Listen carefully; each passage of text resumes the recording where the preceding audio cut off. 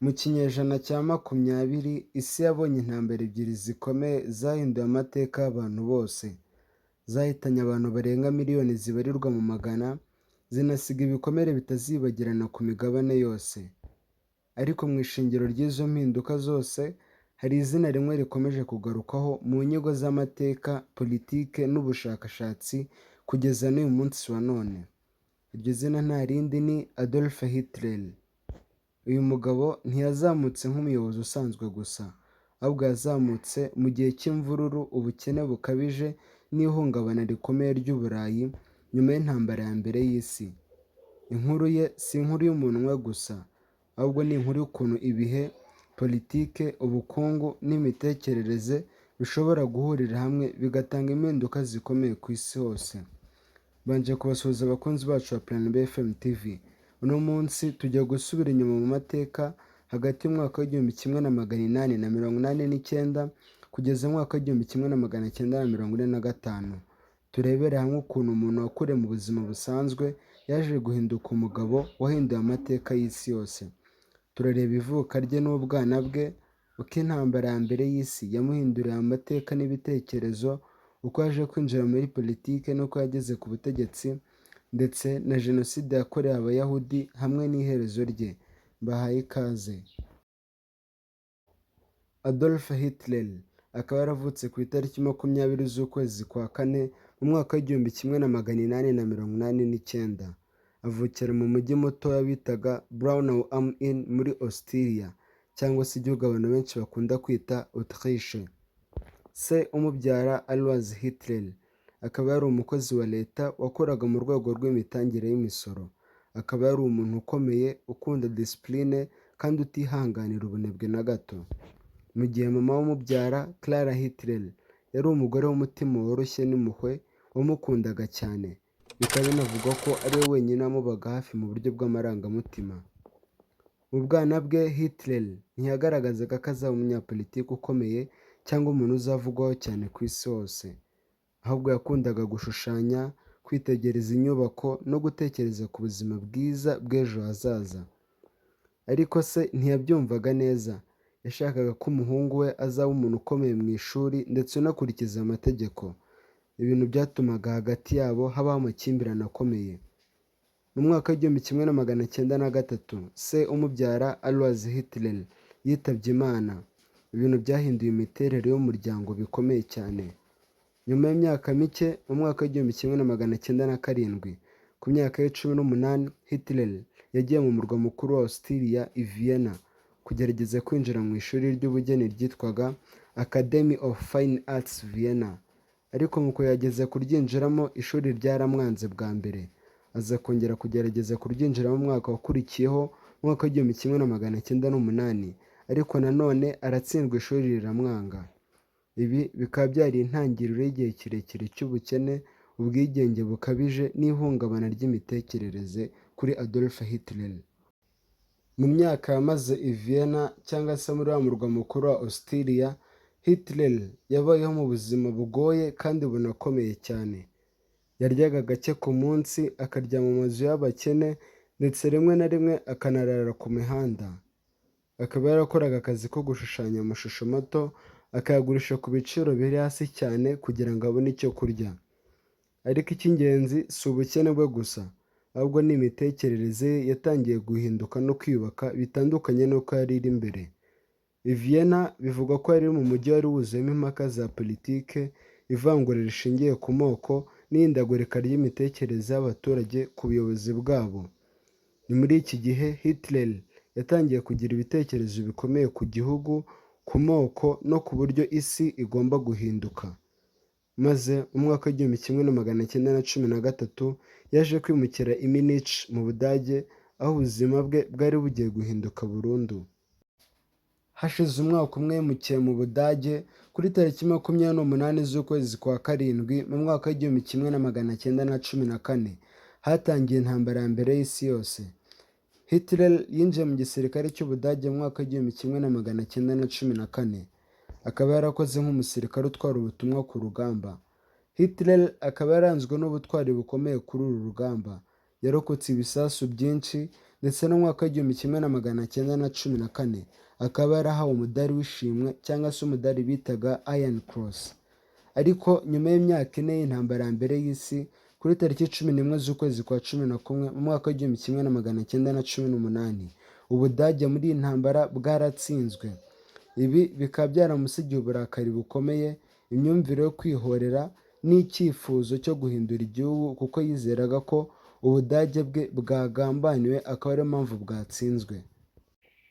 Nyuma y'intambara, Uburayi bwari buri mu bibazo bikomeye by'ubukungu n'imvururu za politike. Mu Budage, inflation yabaye mbi cyane mu mwaka w'igihumbi kimwe na magana cyenda na makumyabiri na gatatu, ku buryo amafaranga y'Ubudage yatakazaga agaciro uko bwije n'uko bukeye buri munsi.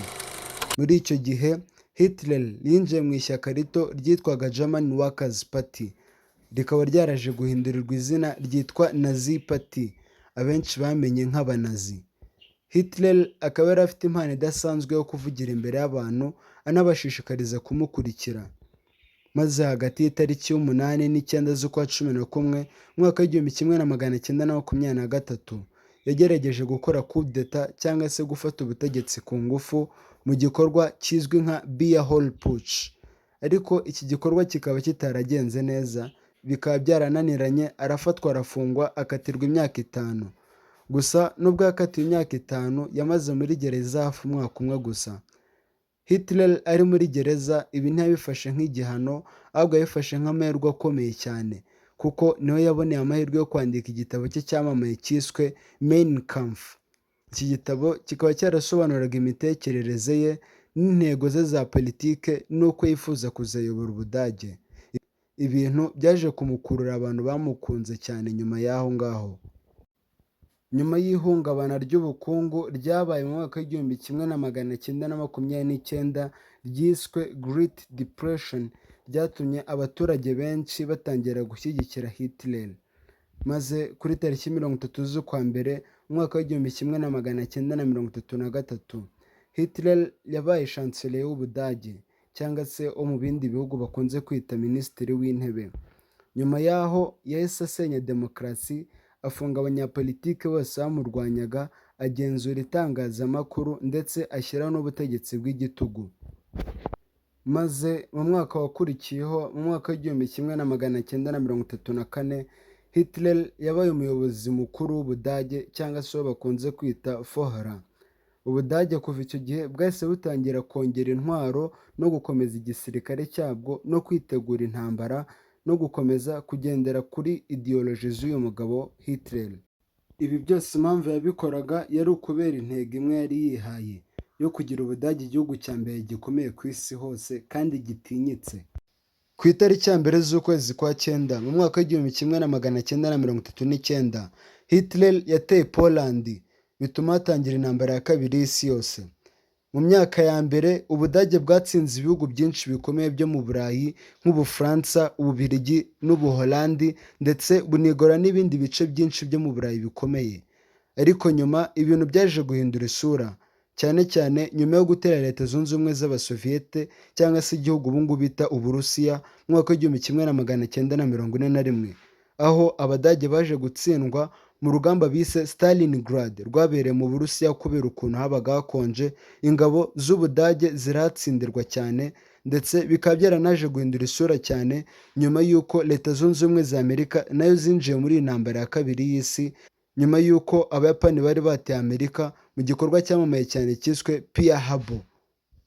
Mu gihe cy'intambara hakaba harabayeho kimwe mu bintu by'icuraburindi mu mateka y'isi, icyo bise Holocaust, cyangwa se jenoside yakorewe Abayahudi, aho hagati y'umwaka w'igihumbi kimwe magana cyenda na 41 n'umwaka w'igihumbi kimwe magana cyenda na 45, Abayahudi barenga miliyoni 6 bishwe, n'abandi baturage basanzwe barenga miliyoni 5 nabo baricwa.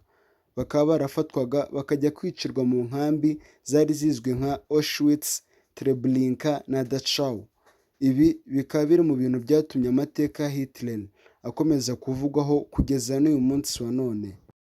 Mu mwaka w'igihumbi kimwe magana cyenda na 45, Ubudage bwari bwagoswe n'ingabo zari zihanganye na Hitler muri iyi ntambara ya kabiri y'isi. maze kuri tariki 30 z'ukwa kane mu mwaka w'1945 Hitler yagiye kwihisha mu buvumo bw'inzu ye aho yari atuye mu murwa mukuru w'Ubudage i Berlin.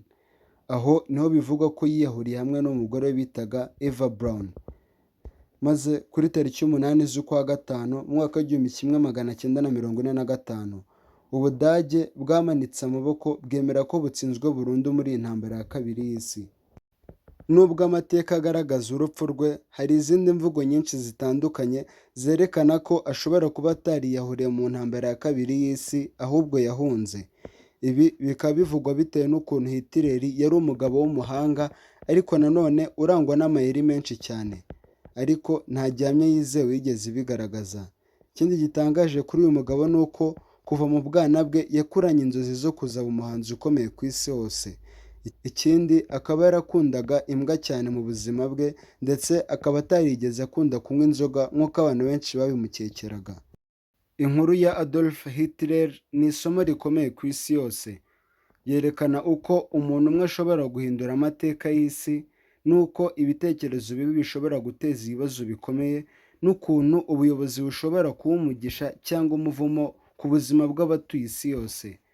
Mu gusoza nkwibutse gukanda subscribe, like no gusangiza bagenzi bawe kino kiganiro. Gusa ibibazo bibiri bisigaye ni ibi ngibi. Ese ninde wundi ushaka ko tuzakoraho ikiganiro nk'iki ubutaha? Icya kabiri, ese urabona isi izigera yongera kugira umuntu umeze nka Hitler? Ibiganiro byacu nakagaruka. Yari Sakalasi. Ciao ciao.